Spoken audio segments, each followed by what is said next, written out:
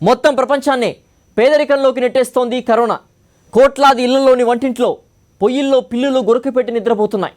కోట్లాది మంది కడుపు గోడల్లో జర్రెలు పిల్లల్ని పెడుతున్నాయి. ఆకలి మంటలు కాలేయాలను నిర్దాక్షిణ్యంగా కాల్చేస్తున్నాయి.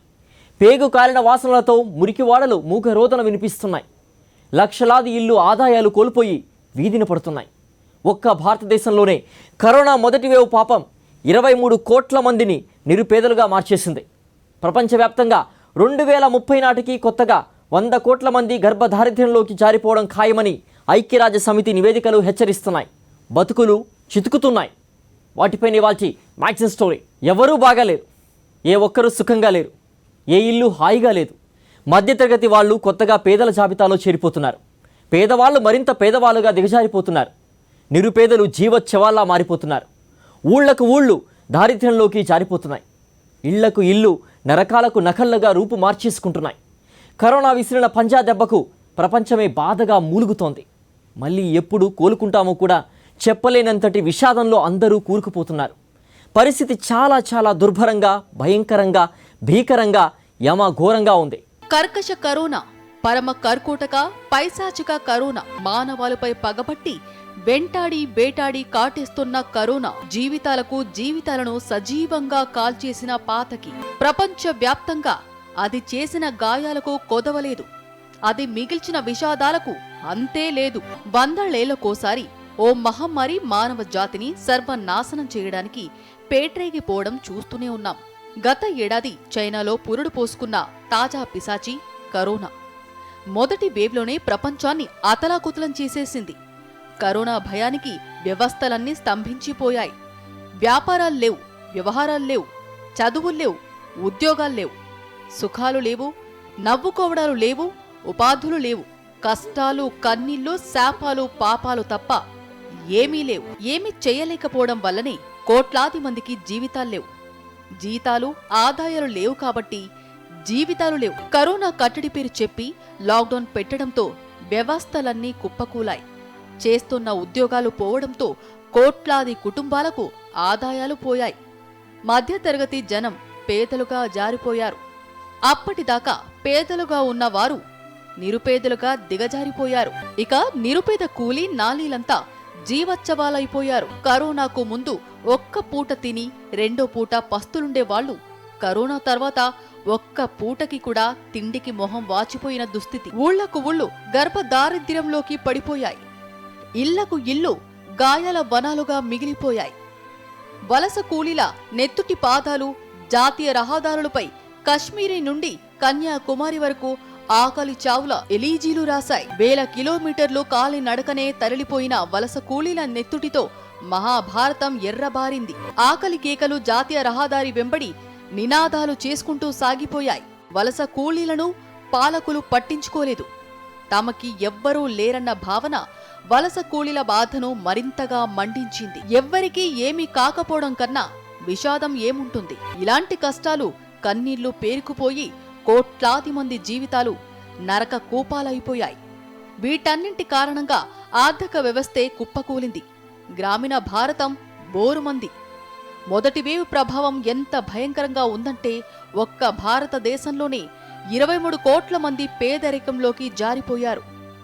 చేతిలో ఉన్న ఉపాధి పోవడం, కొత్తగా పనులు దొరక్కపోవడం, ఇళ్లలో నిత్యావసరాలు నిండుకోవడం, జేబులు ఖాళీ అవ్వడం, కడుపుల్లో ఆకలి పేచి పెట్టడం, ఎక్కడ సుఖమన్నది లేకపోవడం కోట్లాది మంది జీవితాలను చీకటి చేసేశాయి. 130 కోట్ల జనాభా ఉండే మన దేశంలో 20% మేరకు కుటుంబాలు పూర్తిగా ఆదాయాలను కోల్పోయి వీధిన పడ్డాయి. గ్రామీణ ప్రాంతాల్లో 15%, పట్టణ ప్రాంతాల్లో 20% మేరకు పేదరికం పెరిగింది. కరోనా సంక్షోభం లేకపోతే ఈ కాలంలో పేదరికం 5% మేరకు తగ్గుతుందని అంచనాలు ఉండేవి. మహమ్మారి క్రూరత్వంతో అది కాస్త రివర్స్ అయింది. అసలే పేదరికంతో సతమతమవుతూ ఉంటే ఆ ఆదాయంలోనూ 27% మేరకు తగ్గిపోవడంతో బతుకులు ఛిద్రమైపోయాయి. 2030 నాటికి ప్రపంచవ్యాప్తంగా 100 కోట్ల మంది కొత్తగా పేదల జాబితాలో చేరటం ఖాయమని ఐక్యరాజ్య సమితి బృందం అధ్యయనంలో తేలింది. పెద్ద జీతాలు వచ్చే ఉద్యోగులు అమాంతం ఉద్యోగాలు కోల్పోయారు. చాలా మందికి జీతాల్లో కోతపడింది. కరోనా పేరు చెప్పి క్రాస్ కట్టింగ్ పేరుతో ఉద్యోగుల జీవితాలతో చెలగాటమాడేశారు. ఇంత దుర్మార్గంగా జీవితాలు ఉంటే మూలిగే నక్కపై తాటిపండు పడ్డట్టు అన్ని రకాల నిత్యావసర సరుకుల ధరలు అమాంతం పెరిగిపోవడంతో బతుకుబండి అంగుళం కూడా ముందుకు కదల్లేనని మొరాయించడం మొదలుపెట్టింది. పెట్రోలియం ఉత్పత్తుల ధరలు ఏడాదిగా పెరుగుతూనే ఉన్నాయి. గత మే నెలలోనే 16 సార్లు పెట్రోలియం ఉత్పత్తుల ధరలు పెరిగిపోయాయి. పెట్రోల్ డీజిల్ ధరలు పెరగడంతో రవాణా ఛార్జీలపై అదనపు భారం పడింది. ఫలితంగా పప్పులు, ఉప్పులు, ఇతరాత్ర కిరాణా సరుకుల ధరలు కొండెక్కాయి. ఇక వంట నూనెల ధరలైతే పేదల జీవితాలను సలసల కాగేలా మండించేస్తున్నాయి. భారతదేశంతో పాటే ప్రపంచవ్యాప్తంగా అభివృద్ధి చెందుతున్న చిన్నా చితక దేశాలన్నింటా జీవితాలు దుర్భర ప్రాయమైపోయాయి. ఏ ఇంటిని కదిపినా విషాదమే. ఇంటికి పెద్ద దిగుగా ఉండేవాళ్లు, ఇంటిల్లిపాదిని పోషించేవాళ్లు కరోనా కాటుకు బలైపోవడంతో లక్షలాది కుటుంబాలు దిక్కులేనివైపోయాయి. ఈ కష్టాలు చాలవన్నట్లు కరోనా వైద్యం మరింతగా కాల్చేసింది. కరోనా సోకి ఆసుపత్రికి వెళ్తే చాలు, మనిషి ప్రాణాలతో బతికి బయటపడ్డా అక్కడే ఊపిరి వదిలేసినా కూడా ఆసుపత్రి బిల్లులు లక్షల్లో ఉండటంతో మధ్యతరగతి ప్రజలు పీకల్లోతూ అప్పుల్లో కూరుకుపోయి జీవచ్చవాల్లా మిగిలిపోయారు. లక్షలు పోసి ఆత్మీయులను బతికించుకున్నామన్న ఆనందం కన్నా దానికి చేసిన అప్పును ఎలా తీర్చాలిరా భగవంతుడా అన్న ఆందోళన మెజారిటీ కుటుంబాలను శోభకు గురిచేస్తోంది. లక్షలకు లక్షలు పోసినా తమ బంధువుల ప్రాణాలు కాపాడుకోలేని వాళ్లు అటు డబ్బు పోయి ఇటు అయిన వాళ్లు పోయి పీకల్లోతు విషాదంలో కూరుకుపోతున్నారు. గత ఏడాది ఏప్రిల్ మే నెలల్లోనే మన దేశంలో 10 కోట్ల మంది ఉద్యోగాలు కోల్పోయారు. కోట్లాది మంది కూలీలు ఉపాధి కోల్పోయారు. అన్ని రంగాలు చతికిలపడ్డాయి. అన్ని వ్యాపారాలు దివాళా తీశాయి. ఆ వ్యాపారాలకు అనుబంధంగా ఉండే ఉపాధి అవకాశాలు మాయమైపోయాయి. ఎవరికీ చెప్పుకోలేని విషాదం, ఎవరికి చెప్పుకున్నా ఎవరూ పూడ్చలేని అగాధం, ఏ ఒక్కరూ తీర్చలేని సమస్య. మొదటి వేవ్ సందర్భంగా ఆర్థిక మంత్రి నిర్మలా సీతారామన్ 20 లక్షల కోట్లతో ప్యాకేజీ అమలు చేస్తున్నామని ప్రకటించారు. మరి ఆ ప్యాకేజీ ఏ విధంగా అమలు చేశారో, ఎవరికి సాయం చేశారో తెలియదు. కానీ పేదరికం పెరిగిందే తప్ప తగ్గలేదు. కష్టాలు మరింత దుర్భరమయ్యాయే తప్ప తగ్గలేదు. America, France, Germany, Britain, Italy వంటి సంపన్న దేశాలు మినహా మిగతా దేశాలన్నీ కూడా కరోనా కాటుకు అతలాకుతలమయ్యాయి. ఈ కష్టాలు ఇంకెంతకాలం భరించాలో తెలియదు. ఈ కన్నీళ్లు ఇంకెంతకాలం మోయాలో తెలియదు. జీవితాలు మళ్లీ మామూలు స్థితికి ఎప్పుడు వస్తాయో తెలియదు. అసలు మళ్లీ మంచి రోజులు వస్తాయో లేదో కూడా తెలియదు. ఎవ్వరికీ ఏమీ తెలియదు. ఎవ్వరికీ ఏదీ పట్టదు. ఎవరు ఆశాజనకంగా లేరు. ఎవ్వరూ కుదురుగా లేరిప్పుడు. బతుకులు ఇంత భయంకరంగా ఉంటే కరోనా వైద్యం పైన, మందులపైన కూడా జీఎస్టీ బాదుడితో కేంద్రం ప్రజల వెన్ను విరుస్తోంది. అందరికీ ఉచితంగా వ్యాక్సిన్ అందించే బాధ్యత తమదని భరోసా ఇచ్చిన కేంద్రం 45 ఏళ్లలోపు వారి వ్యాక్సిన్ బాధ్యత తమది కాదని చేతులెత్తేసింది. ఆ వ్యాక్సిన్ వ్యాపారాన్ని ప్రైవేటు, కార్పొరేట్ చేతుల్లో పెట్టేసి ఆ వ్యాపారాలపైన జీఎస్టీ విధించి కరోనా బాధితులు మళ్లీ లేవకుండా చితక్కొట్టేస్తున్నారు. హెల్త్ ఎమర్జెన్సీ పరిస్థితులు నెలకొని ఉన్న విపత్కర పరిస్థితుల్లో ప్రాణాంతక మందులపైన, వ్యాక్సిన్లపైన కూడా పన్నులు విధించడమేంటి మహాప్రభో అని పేదలు ఆక్రోశిస్తున్నారు. అయితే ఎవరెంత గట్టిగా నినదించినా ఎవరు వినిపించుకునే ప్రయత్నం కూడా చేయడం లేదు. ఒక్కోసారి అయితే అసలు ఎవరి కేకలు, ఎవరి ఆర్తనాదాలు తమకు వినపట్టమే లేదని అధికారులు చెవుడు నటిస్తున్నారు. ఆదుకోవాల్సిన కేంద్ర ప్రభుత్వం సరైన నిర్ణయాలు తీసుకోవడం లేదని మేధావులు ఆరోపిస్తున్నారు. వ్యాక్సిన్లు సరైన సమయంలో అందుబాటులోకి వచ్చి ఎక్కువ మందికి పంపిణీ చేసి ఉంటే పరిస్థితి ఇంత భయంకరంగా ఉండేది కాదు. మొదటి వేవ్, సెకండ్ వేవ్లతోనే జీవితాలు తలకిందులైపోయాయి. ఇక మూడో వేవ్ తరుముకు వస్తే పరిస్థితి ఏంటి? మొదటి వేవ్ని మించి రెండో వేవ్లో మరణాల సంఖ్య బాగా పెరిగింది. ఆ మరణాల్లోనూ అధిక భాగం మే నెలలోనే సంభవించాయి. ఇంటిని పోషించే వాళ్లు చనిపోవడంతో మిగతా కుటుంబాలకు ఆసరా లేక దిగాలు పడిపోయాయి. మూడో వేవ్ చిన్నారులపై పగ బట్టేస్తోందని అంటున్నారు. కరోనా సంక్షోభం యావత్ ప్రపంచాన్ని పేదరికం వైపు నెట్టుకుపోయింది. మళ్లీ ప్రపంచం కోలుకోవడానికి ఎన్నేళ్లు పడుతుందో ఎవరూ చెప్పలేని పరిస్థితి. అన్ని దేశాల స్థూల జాతీయోత్పత్తులు ధమాల్మంటున్నాయి. మహమ్మారిని తరిమి కొడితేనే కాని ప్రపంచం సాధారణ స్థితికి రావటం కష్టమే. అందుకే అందరూ కూడా కరోనాపై పోరాటంలో కలిసి రావాలంటున్నారు మేధావులు. కరోనా మహమ్మారి చేసిన గాయం మారడానికి కొన్నేళ్లు పడుతుందంటున్నారు నిపుణులు. దేశాల ప్రభుత్వాలు మరింత సమర్థవంతంగా వ్యవహరించి ఉంటే పరిస్థితులు మరీ ఇంత భయంకరంగా ఉండేవి కావని వారంటున్నారు. 130 కోట్లకు పైగా జనాభా ఉన్న భారత్లో కేంద్రంలో ఉన్న పెద్దల ముందు చూపులేమి దేశాన్ని సంక్షోభంలోకి నెట్టేసిందని విమర్శలు వెలువెత్తుతున్నాయి. చేతులు కాలేక కూడా ఆకులు పట్టుకోలేకపోయారని ఆరోపణలు వినిపిస్తున్నాయి. ప్రజల పట్ల ఏమాత్రం బాధ్యత లేకుండా వ్యవహరించడం వల్లనే జీవితాలు దుర్భర ప్రాయమయ్యాయని దుమ్మెత్తిపోస్తున్నారు. చరిత్రలో సరిదిద్దుకోలేని తప్పిదాలతో పాలకులు చరిత్రలో క్షమించరాని దోషులుగా మిగిలిపోవడం ఖాయమంటున్నారు మేధావులు. కరోనా మొదటి వేవ్లో లాక్డౌన్ ప్రకటించినప్పుడు అన్ని రంగాలకు తాళాలు పడ్డంతో ప్రజల జీవితాలు దుర్భరమైనప్పుడు కేంద్ర ప్రభుత్వం 20 లక్షల కోట్ల ప్యాకేజీ ప్రకటించింది. అయితే నిజానికి అందులో అసలు ప్యాకేజీ 4-5 వేల కోట్లు మాత్రమే అంటున్నారు సీనియర్ జర్నలిస్ట్ కేబీజీ తిలక్. 20 లక్షల కోట్ల రూపాయల ప్యాకేజీ ప్రకటించాం కరోనా బాధితులను ఆదుకోవడానికి అని చెప్పేసి కేంద్ర ప్రభుత్వం ప్రకటించినప్పటికీ వాస్తవానికి 20 లక్షల కోట్ల ప్యాకేజీ కాదని కేవలం 4 నుంచి 5 లక్షల కోట్ల రూపాయల ప్యాకేజీ మాత్రమే ప్రజలకు అందుతుందని ఆర్థిక నిపుణులు ప్రభుత్వంలో భాగస్వాములుగా బాధ్యత వహిస్తున్న ముఖ్యులు వెల్లడించడం దిగ్భ్రాంతి కలిగిస్తోంది. ప్రజలను మోసగించే ఇలాంటి జిమ్ముకులతో ఎవరిని ఆదుకోవడానికి ప్రయత్నాలు చేస్తున్నారు. ప్రజల్ని ఆదుకోవాల్సిన బాధ్యత నుంచి పక్కకు మళ్ళీ పాలకులు అనుసరిస్తున్న విధానాలు అటు పేదరికం పెరగడానికే కాకుండా ఇటు కరోనా వ్యాధి వలన బాధితుల సంఖ్య పెరగడమే కాకుండా మరణాల సంఖ్యను బాగా పెంచడం అనేది బాధ్యత లేని పరిపాలనా వ్యవహారాలు అని చెప్పక తప్పదు. కేంద్ర ప్రభుత్వం ఆర్భాటంగా ప్రకటించిన ప్యాకేజీలు ప్రజలను ఏమాత్రం ఆదుకోలేదని అంటున్నారు ఆర్థిక రంగ నిపుణులు రాంబాబు.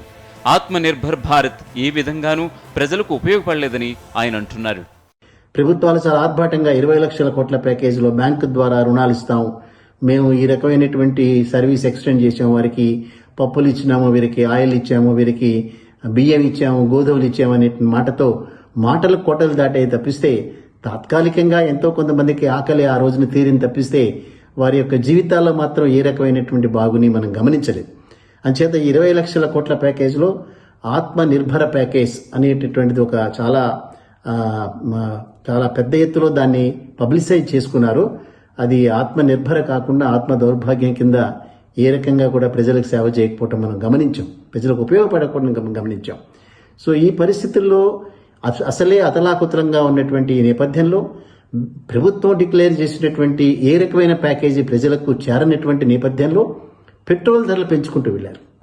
మే ఒక్క మాసంలో 18 సార్లు పెట్రోల్ ధర పెంచినారనంటే ఈ ప్రభుత్వాన్ని ఏ రకమైనటువంటి మాటలతో మనం వీళ్ళని పొగడాలనేటటువంటిది మనం ప్రభుత్వాలే దాని మీద ఆలోచించాలి. ప్రపంచవ్యాప్తంగా 100 కోట్ల మంది పేదరికంలోకి జారుకున్న విషాదంలో ప్రజలకు అండగా నిలిచేందుకు ప్రభుత్వం సమర్థవంతంగా వ్యవహరించలేదని తిలక్ ఆరోపిస్తున్నారు.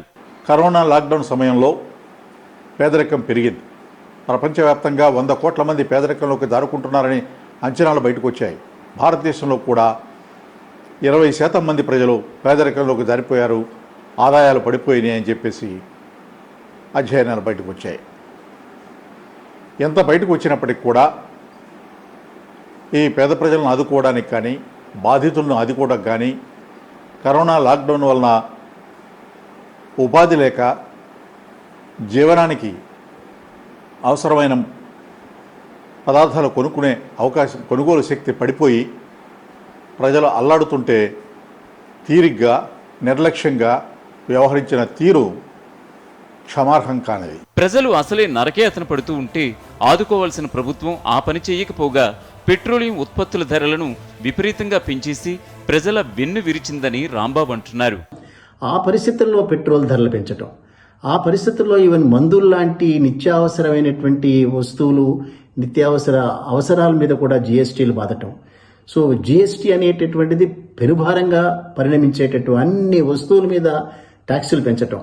సో ప్రభుత్వాలు చోద్యం చేస్తూ చుట్టం ఏ రకంగా కూడా ప్రజలకు చేయకుండా మాటలతో మాత్రం ప్రతిరోజు ఏదో ఒక రకంగా అప్పుడప్పుడు బాధపడుతున్నట్టుగా మనం వాళ్ళు ప్రదర్శించటం, అనేక రకాలుగా బాధలు వ్యక్తం చేయటం తప్పిస్తే ప్రజలకు ఏ రకంగా కూడా ఉపయోగపడటం లేదు, సన్నద్ధం కాలేదు.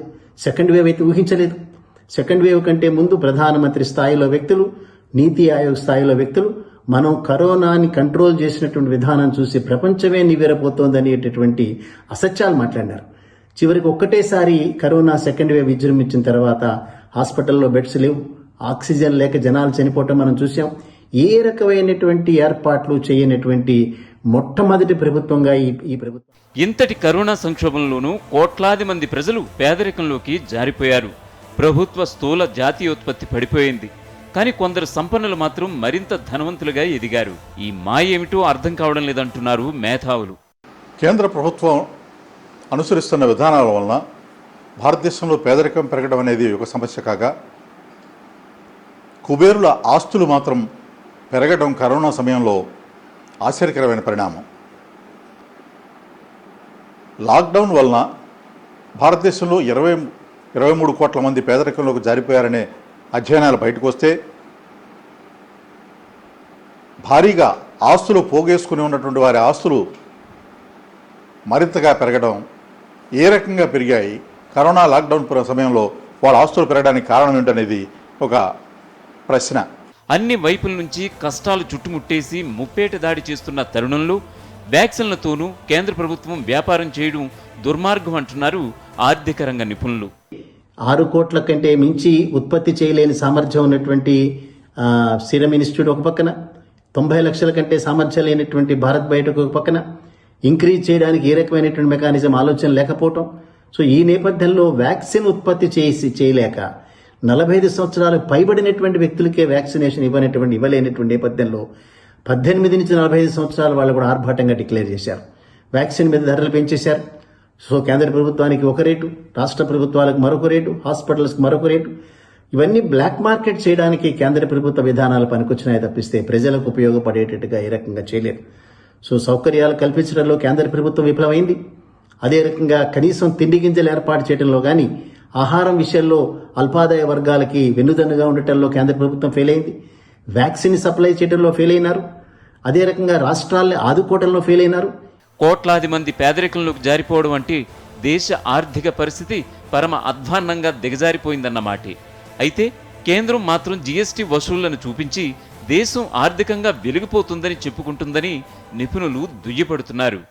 భారత ఆర్థిక స్థితి మెరుగ్గా ఉందని చెప్పడానికి జీఎస్టీ వసూళ్లు బాగున్నాయని చెప్పడం ఒకటే మార్గంగా ఎంచుకున్నది. అంటే ఖజానాకు ఆదాయం సమకూరితే చాలు, ప్రజలను నడ్డి విరిచి పన్నులు వసూలు చేసి ఆదాయం సమకూర్చుకుంటే పరిస్థితి మెరుగ్గా ఉన్నట్టు. ప్రజా ఆదాయ శక్తి, కొనుగోలు శక్తి పెరగడానికి, ఆదాయం పెరగడానికి ఎటువంటి చర్యలు అవసరం లేదని వారు భావిస్తున్నట్టుగా అనిపిస్తోంది. ఈ రోజున దేశంలో రాష్ట్రాల ఆర్థిక వనరులు తగ్గిపోయాయి, వారి ఆదాయం పడిపోయింది. ప్రజలకు మేలు చేసేటువంటి కార్యక్రమాలు చేయడానికి వారి దగ్గర వనరులు లేక రాష్ట్ర ప్రభుత్వాలు ఇబ్బందులు పడుతున్నాయి. వ్యాక్సిన్ల విషయంలో రాష్ట్రాలు తీసుకుంటున్న చొరవ కూడా కేంద్రం ప్రదర్శించడం లేదంటున్నారు ఆర్థిక రంగ నిపుణులు. కేవలం నిర్లక్ష్యం, బాధ్యతారాహిత్యంతోనే కేంద్రం అనాలోచితంగా వ్యవహరిస్తుందని రాంబాబు ఆరోపిస్తున్నారు. సో కొన్ని రాష్ట్రాలు, ముఖ్యంగా ఆంధ్రప్రదేశ్ ముఖ్యమంత్రి కానీ, లేదా మన తెలంగాణ ముఖ్యమంత్రి కానీ, ఢిల్లీ ముఖ్యమంత్రి కానీ, అదే రకంగా ఒరిస్సా ముఖ్యమంత్రి కానీ ఈ విషయంలో ఎంతో కొంత చేయాలి. అదే రకంగా వ్యాక్సిన్ని ఫ్రీగానే సప్లై చేయాలి. కొంత డబ్బు ఖర్చు అయినా సరే దేశవ్యాప్తంగా బాడీస్ అన్నింటిని కూడా వ్యాక్సినేటెడ్ బాడీస్గా తయారు చేయాలి. దానికి కొన్ని సూచనలు, సలహాలు, గ్లోబల్ టెండర్స్ పిలవమని చెప్పారు. అదే రకంగా ప్రభుత్వాలని బాధ్యతలు తీసుకుని ఫ్రీగా వ్యాక్సినేషన్ చేయమని చెప్పారు. సో ఏవైనా కూడా ప్రభుత్వాలు మాత్రం కేంద్ర ప్రభుత్వం నిమ్మకు నీరెత్తినట్లుగా. నోట్ల రద్దు విషయంలో ఎంత అవగాహన లేకుండా వ్యవహరించారో కరోనా విషయంలోనూ అంతే తెలివి తక్కువగా కేంద్రం వ్యవహరించిందని తిలక్ తప్పుపడుతున్నారు. గతంలో పెద్ద నోట్ల రద్దు సమయంలో కూడా బ్యాంకుల దగ్గర క్యూ లైన్లో నిలబడలేక కొంతమంది చనిపోతే అప్పుడు కూడా మాకు 6 మాసాల గడువు ఇవ్వండి, 45 రోజులు గడువు ఇవ్వండి, మేము పరిస్థితి అంతా మార్చేస్తామని చెప్పి మరణాల పట్ల నిర్లక్ష్యంగా వ్యవహరించారు. ఇప్పుడు కరోనా వ్యవహారంలో కూడా అదే రీతిలో నిర్లక్ష్యంగా వ్యవహరిస్తున్నారు. ఈ రకమైన బాధ్యతారహితమైన ప్రవర్తన భారతదేశ ఆర్థిక రంగాన్ని కుదేలు చేసింది. కరోనా కొద్ది నెలల తర్వాతైనా పోతుంది, కానీ అది చేసిన గాయాలు, మిగిల్చిన విషాదాలు, అది సృష్టించిన విలయ తాండవాలు చాలా కాలం ప్రజల జ్ఞాపకాల్లో ఉండిపోతాయి. కేంద్ర పాలకుల వైఫల్యాలు, నిర్లక్ష్యాలు కూడా జనం మదిలోంచి చిరిగిపోవు అంటున్నారు మేధావులు.